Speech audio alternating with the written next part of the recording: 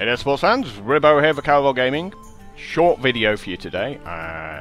There's not going to be any arena playing, but we are working at getting some constructed videos up. These are going to be largely focusing just on quite easy decks to start off your sort of constructed career in, I guess. So these are going to be primarily fast decks. Not necessarily like grade A quality decks, but just sort of really fast decks that either win or lose quite quickly, with the idea of sort of grinding from rank 25 up to sort of rank, I'd say probably around sort of rank 10. Yeah, that sounds about right. As you can see from this, a few people actually wanted to see what my current sort of wins were. I played a little bit of Constructed, as you know, grinding up to I think 54th or something like that in the first season of the whole ladder thing once they got it going. So that was about 200 odd wins, something like that, and I've just had the second reset, so obviously I've not played that much more. Mainly arena there, obviously a light forge key, not really a big surprise, and obviously due to all the constructed I played with Paladin hitting a level 60 and all the others sort of around sort of 25 to 35, not really a big surprise. On the main page, right, a lot of people seem to overlook this. On the main page of our Facebook page, we have Facebook? No, on our YouTube page we have a playlist of every single class. So if you just want to look at all the rogue videos I've done, all the paladin videos, whatever, they're all on there. You just click the playlists and find the one you want. Like, that's really important, because a lot of people have been saying, oh, you know, why don't you put the title in the headline of what class you're playing? Well, it wouldn't be a mystery then, would it? But you can still go ahead and find them all. Now, just remember that these are all in order of when they were recorded. So these early videos would have been like things done 4 months ago. And it's pretty cool to see how my thought process has changed over the 4 months. And that's largely down to the whole purpose of the channel, which is about self-improvement. It's about education. It's about improving at the game. And it's not just me telling you how to play thing, but it's also me getting better at the same time. So, for example, some of the questions say, you know, why do you whine when you lose? And pointing out why I lost is not whining.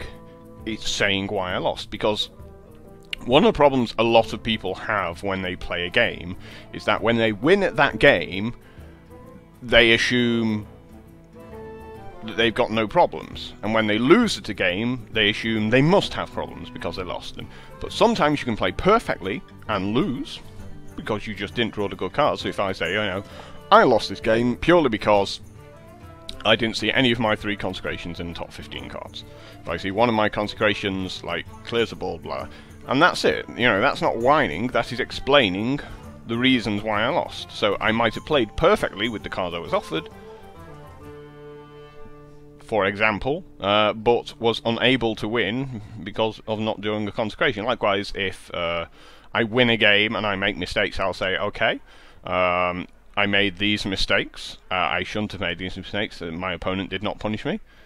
And, I mean, you all know I do that. And likewise, occasionally you'll lose, and of course make mistakes, and I'm pretty straightforward in pointing all of those out as well. But I don't want to be one of those guys who tries to cover up mistakes. Like, you see that occasionally. Sometimes people paint themselves into a corner because they don't like admitting they've made a mistake, and therefore they start just making bizarre arguments, you know, in debates about a certain card, trying to justify their play. It's like, yes, but he might have done this, that, and the other.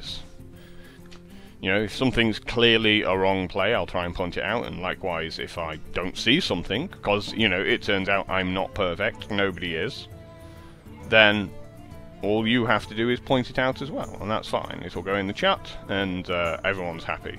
Because ultimately, you know, we're all trying to get better at the game. Like, most of my big mistakes recently involve not knowing what a card that never gets played does. So we saw one recently with that's not its name. I can't even remember what it's called. That's how little I play it. I was thinking Lightspawn. It's not Lightspawn. It's there it is, Light Warden. He protects the light, not in a very good way, because she only got 2 toughness. But one thing I forget about Light Warden is that it's also players. You know, it's not just minions when they get healed, it's also players. It's whenever a character gets healed. So it always throws me off a little bit, that, because I play a lot of Magic the Gathering, and I'm used to a lot of the cards, you know, specifying being monsters rather than everything, I guess, an all-encompassing term. But, so, you know, cards like that still throw me off a lot, but I'm doing my best to not fall for that one again. For those who are interested, on the previous video, there was a spot where I cast Earthen Ring Farseer on myself to heal for 3, and it buffed my enemy's Light Warden, gave it 2 extra powers. Like, shouldn't have done that. But, live and learn. Anyway, so we got the playlist out there, which is pretty cool. Over the next few days from this video, we're going to be playing some Constructed. We're going to be looking at 2 decks, a Hunter deck and a Rogue deck. But not only that, is the video is going to be designed in such a way that we're going to talk a lot about testing. It seems to be the one thing a lot of people are a little bit unsure of. So you basically, you build a deck. It can be like off the net or your own deck, and you have your 30 cards and you play it, and you think about what the weakest cards there were and what the strongest cards are, and you also think about the composition of your opponent's deck. So what am I generally playing against, and sort of tweaking for the meta game. So that is, if you're just playing against druids with your rogue deck, do you put 2 saps back in your deck, because then generally they make, you know, a couple of big guys and not really lots of small guys. Likewise, so and then if you're playing against lots of small minion heavy decks, do you take the saps out and replace them with, say, what would be a good fan of knives there? 2 fan of knives. So how you build your decks and how you constantly swap them out, you know, that's something that's going to be covered over these 3 videos. And then we'll have a look at a few more of the decks, obviously, after that. As, you know, if these decks sort of deck techs, I suppose we can call them, turn out to be popular. They're all about an hour and a half long each. And I will, of course, be playing a bit more Arena. We're going to be introducing both Lee and Boomer, who, you know, have made sort of brief appearances on previous videos, because they now are getting to a time when they both have a computer that's actually capable of recording videos in a good enough quality. They both pretty much had potatoes for computers up until recently. So Lee played like a lot of the original World of Warcraft card game, and of course, you know, Magic the Gathering for like 10 years. And Boomer played tons and tons of Magic the Gathering, just like myself. I actually I didn't get him into the game, but I got him into the competitive scene. Like before he was competitive, he was just playing like big green decks along with everyone else, and we all know that guy if you played Magic the Gathering. He just likes the big green Timmy decks, I suppose. And he ended up qualifying for the World Championships one year as part of the England team, so with a deck that we'd sort of built, and he mainly originally came up with the design, and we sort of teched it, you know, for a period of months before the Grand Prix, the World's qualifiers. So that's the one aspect probably that still has kept me away from Hearthstone constructed is that there's just not enough cards in the card pool at the moment. Like, the thing about myself and for Boomer is we're both in complete agreement about this, is that we love deck designing. You know, that's the big thing. It's a very sort of mental thing, you know, very interesting to do that. And so the larger the card pool, the more cards you have to build your deck from, it's just the better, and it's just the most fun. And there's really none of that going on anymore because of, you know, how the internet is. Really, if you do anything in any card game that is noticeable, if you build anything that is good, everyone else knows about it within 24 hours, and all of a sudden everyone's playing your deck, and there's very little reward for being the person that designs all the decks. In today's day and age, you might as well just wait for someone else to do all the hard work, and then you just take their 30 card build and go, thank you very much. But we will still be doing that, you know, in the future as more and more sort of sets are introduced to the game, because for me that's the aspect of the game that's just the most fun, like, forever and ever. So finally, there was a couple of comments on videos that I might as well just address because it's kind of interesting. Someone asked, first pick in Paladin Arena, you've got the rares pop up, and you're offered a equality, or you're offered a older peacekeeper. Which would you take and why? So that's a question for all of you to answer. Myself, I would probably go with the older peacekeeper. First of all, it's a body, and getting enough bodies in the 2 and 3 slots is really important. Secondly, it's more suitable for an aggressive deck. Equality is a bit more control-y. Equality can also work in aggressive decks where you're worried about running out of gas, you know, and they make like an 8/8 tree with taunt or an earth elemental, something like that. And you just go equality, hit it with one of my 1/1 dudes, and hit you with the rest, and keep going. So, you know, it can work in aggressive decks as well as a finisher for just, you know, removing all their awkwardly large-sized guys out of the way so your small guys can run in. But I think the older peacekeeper, it sort of trades 2 for 1 a lot of the time. So if you both have, say, a 3/3, you play the older peacekeeper, turn their 3/3 into a 1/3, use your 3/3 to kill their 1/3.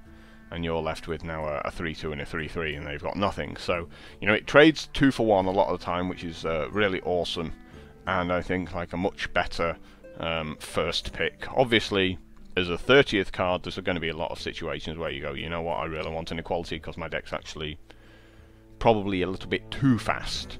And by too fast, it means it probably runs out of gas way too quickly. You can do that if you just get like tons of 2-drops. If the game keeps offering you 2-drops, you're like, you know what, once you start dropping all the big guys out there, I probably need that equality just to trade off a few of my 1/1s of your big guys. So, you know, that was an interesting question. And if anyone there would take the equality, you know, please let me know why, because I'm always prepared to listen to people. Finally, people asked me to rank personally, because I didn't actually do that, my classes from 1 to 9 for Arena. It's like, what would I be happiest playing? Pally is probably going to be number 1 for me. I think for people in general, Mage is slightly better, but for me, personal preferences, obviously, I think Pally is simply because just the sheer depth through all the commons. There's just so many powerful Paladin commons that work really well, especially when you look at cards like let's think of a few good examples here. Cult Master's a perfect example of this. It's just an absolute beautiful card for the Paladin decks, being able to smash people into people and then draw 3 cards. So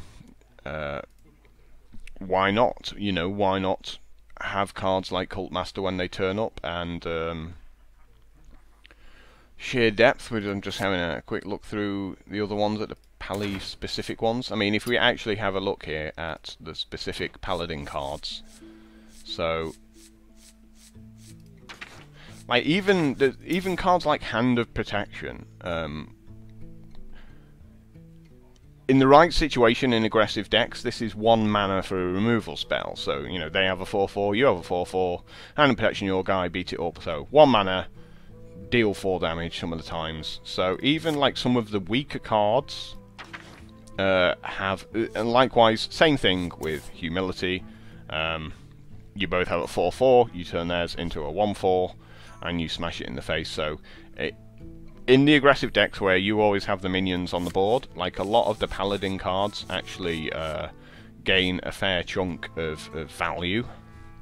Repentance can occasionally be used with something like a Harvest Golem, you know, to make another 2/1 if you know, by bringing the Harvest Golem back to life, or you can use it on a minion with charge. So, for example, you might have a Wolf Rider, so you can run your Wolf Rider into something. Repentance, it comes back into play, run the Wolf Rider into something else. So, you know, even some of the weaker cards, we've got all the strong cards there, like Argent Protector,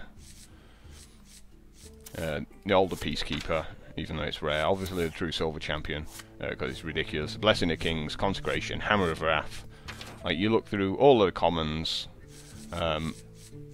even Guardian of Kings, like, absolutely fine. There's so much depth. Whereas when you look at, say, the Mage cards, there's a bunch of cards there that are just too narrow. So Arcane Missiles, you can't rely on the randomness of it. Ice Lance, again, is just extremely weak. Mirror Image, if you're playing off the top of the deck and you draw a Mirror Image, it's like, yep, that's pretty useless. Like, Mana Worm can be useless if you just don't happen to get any spells over the next few turns. Arcane Explosion can also be useless. Frostwalt's amazing. Sorcerer's Apprentice is amazing. Arcane Intellect, fairly weakish, but, you know, it has its place. Frost Nova, again, way too weak. Ice Barrier, way too weak. Mirror Entity, how many people really fall for Mirror Entity? I mean, most people will just bait it with a 2-drop, so you're generally paying 3 mana for a 3/2 or something like that, which isn't great. But you can counter-argument that by saying, well, it stops them playing optimally with their tempo. Like, if they got 4 mana and they want to play their Chillwind Yeti, and you've got the Secret up, it's like, you know what, I've got to play my 3/2, and the Yeti's going to have to wait, so you get to carry on putting pressure on. So there is that to it. Kirin Tor Mage is insanely good. Water Elemental's insanely good. But again, it's like the Arcanist just feels like a bit on the weak side. Blizzard's still absolutely fine. And Flame Strike's obviously insane. So, you know, there's some good cards there. But for me, like, there's a lot of like bad things that you can end up getting with Mage as well. I think you've got more chance of getting a consistent Paladin deck than you have with a Mage deck. So I'd go like Pally, Mage. I like Warrior a lot. A lot of people rank like Chamois higher, but I really like Warrior because I think weapons are like super powerful. So I'd probably rate Warrior 3rd, Chamois 4th. But those are the 4 decks that certainly 4 classes I'm really happy about playing. Down at the bottom, I'd say Priest is now a safe 9. Simply from the change from Control Magic from 8 to 10 mana, I think just sent it all the way to the bottom. Because at 8 mana it was ridiculous. The other classes, Warlock, it depends how many Soulfires you get, really. Like, if you get 2 or 3 Soulfires, you have a really solid deck that can do incredibly well.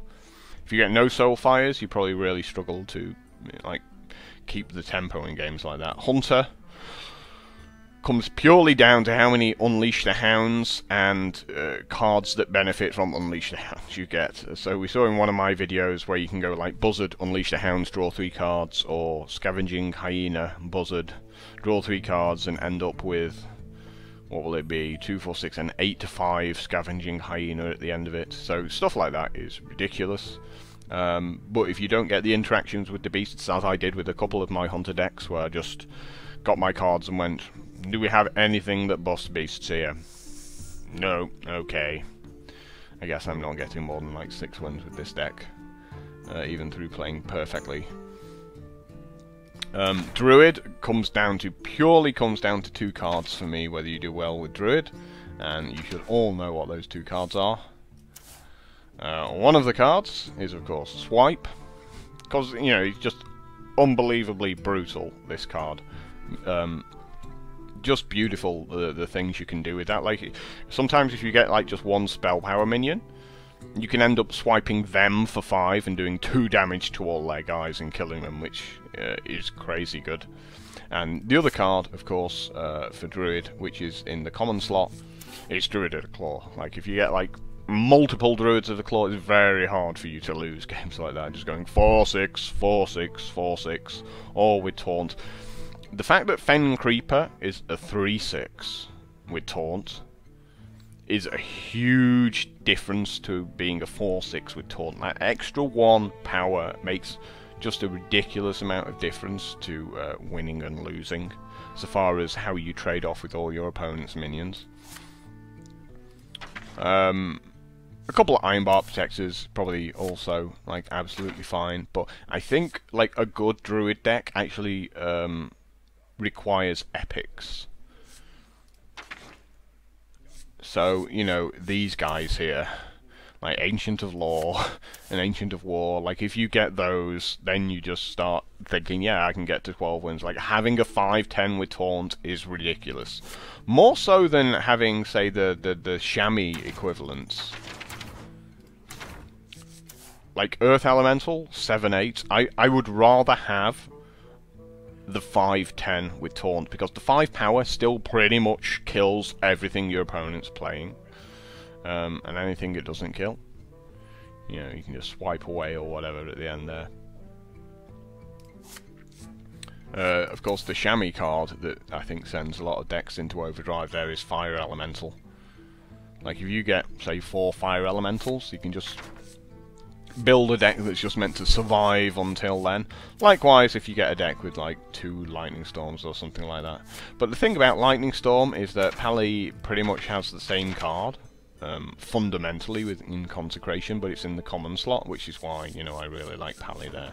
So, the only classes, I mean, even when I play Rogue, you know, from time to time, I can build good Rogue decks, but I don't feel like the Rogue stuff goes to 12 wins. So, if I was trying to pick a class to get purely to 12 wins, then I'm definitely going to stick with Mage, because, you know, you get 3 Flame Strikes, you've got a good chance of getting to 12 wins, or Pally, because you can just get, like, 3 True Silver Champions, like a Blessing of Kings, a Consecration, a couple of Argent Protectors, you know, and there's so much depth in all the commons before you even look at all the ridiculous rares you can get, like Azor Drake, or Argent Commander. And then, of course, the epics with, like, Sword of Justice or Lay on Hands. So, there's so much depth throughout there. They would definitely be my 2 picks, but feel free to comment on your own. Anyway, guys, I'm going to head off now, because I'm going to upload this video. It's going to be coming out in about half an hour's time. that's how busy we've been making these constructed videos, that we actually ran out of arena good stuff. I did play another arena while not recording, and it was a fun video because I went 0-2 with Mage, and then I went 9-2 with Mage before finally succumbing to an absolutely brutal deck and finishing 9-3, and that deck had no Flame Strikes in. It was an extremely aggressive deck, and I had one really fun hand where I went like turn 1 Mana Worm going second, turn 2 make the apprentice. Yeah, it was. Let me just remind how it went. Yep, I went sorcerer's apprentice, turn 2, and then I coined, triggering my mana worm buff. I then did a frostbolt on one of his dudes,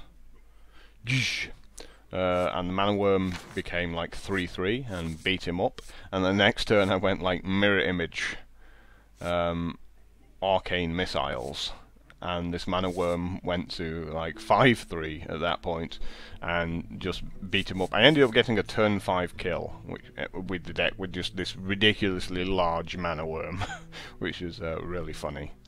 And I highly recommend making large mana worms if you want to do well in Arena. And yes, I did play mirror image because my choices were mirror image, shield bearer, or the Night Stalker. Is it called Night Stalker? We all know the card I'm talking about because I often mention about like how poor it is. Night Blade. There we go, Night Blade. Oh well. Anyway, so you know, keep checking the videos out, and we shall see how these constructed videos are taken, whether people like them or dislike them, and if people like them, we'll make a few more. And then probably a few weeks down the line, we'll actually look at a solid sort of tier 1 constructed decks and sort of break them down a bit more. We're going to do some probably some games where we take like 2 specific sort of tier 1 decks and we just sort of play them against each other 15 times, and we talk about what each deck needs to do to win. So for example, you know, if you're playing a hunter deck, what you need to do against a specific other deck when you come up against it to be able to beat it, and likewise what that other deck needs to do to stop you from being able to win.